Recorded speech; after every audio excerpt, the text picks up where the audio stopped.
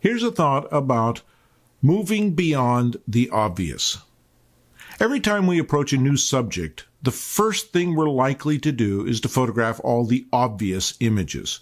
That happened to me a number of years ago. I decided to try my digital camera photographing fireworks. Figured that'd be a great way to learn what shutter speeds to use, and it did. And I ended up the first year with a whole lot of cliché-looking fireworks images. Nothing I was interested in doing anything with because they looked like everybody else's firework images.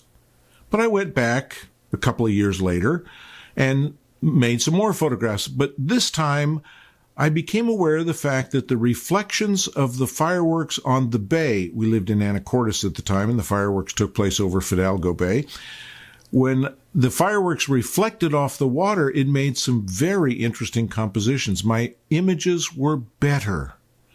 But there were a few images in that second experience that really caught my eye. They were the ones where the fireworks were illuminating the smoke. Maybe you couldn't even see firework, but you could see this wonderful colored smoke. So the third year I went back, I focused on that as the subject of my project. And the moon in the background, it was marvelous. It was beyond the obvious. And finally, took me 3 times, I had something that I could consider my own.